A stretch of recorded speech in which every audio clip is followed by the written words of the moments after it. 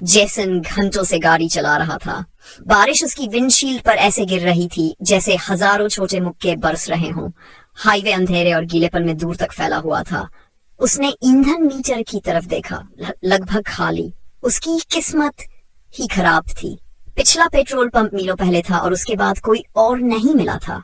फिर तेज बारिश के बीच उसने सड़क के किनारे कुछ देखा, एक आकृति, एक औरत जो सफेद भीगे हुए कपड़ों में खड़ी थी।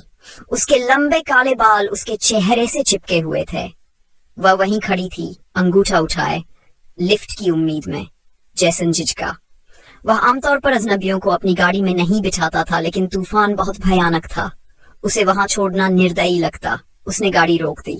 वह औरत धीरे धीरे हिली, जैसे अनिश्चित हो, फिर गाड़ी में चढ़ गई। जैसन को अजीब सी ठंडक महसूस हुई। कहाँ जाना है? उसने सामान्य दिखने की कोशिश करते हुए पूछा।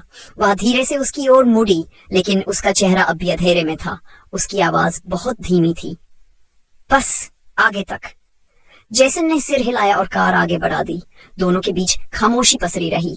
केवल वाइपर की आवाज गूंज रही थी। बुरा मौसम है, उसने बात करने की कोशिश की, लेकिन वह सीधी बैठी रही, हाथ गोद में रखे हुए।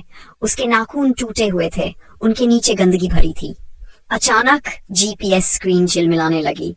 स्क्रीन पर अजीब सा शोर दिखाई देने लगा। ऐसा पहले कभी नहीं हुआ था। जैसन ने स्क्रीन पर उंगली फेरी, लेकिन कुछ नहीं बदला। फिर उसने एक अजीब गंध महसूस की। शुरुआत में यह हल्की थी, जैसे गीली मिट्टी, लेकिन धीरे धीरे तेज होने लगी। सड़ी हुई, बदबूदार, जैसे कोई चीज गल रही हो। जैसन का पेट मुड़ने लगा। ओह, तुम्हें भी ये बदबू आ रही है? महिला ने कोई जवाब नहीं दिया। अचानक बिजली चमकी और पल भर के लिए जैसन ने रियर व्यू मिरर में उसकी परछाई देखी, लेकिन वह उसके बगल में नहीं थी। वह पीछे की सीट पर थी। जैसन का दिल तेजी से धड़कने लगा। उसने झटके से यात्री सीट की तरफ देखा।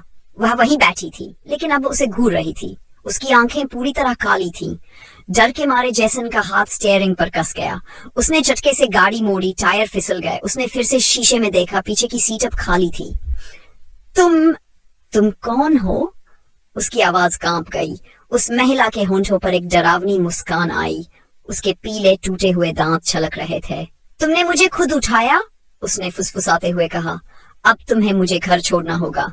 जैसन के रोंगटे खड़े हो गए। कहाँ है तुम्हारा घर? वह उसके करीब चुकी। उसकी सांसें बर्फ जैसी ठंडी थीं। तो पता चल जाएगा। अचानक हेडलाइट्स छपकने लगी।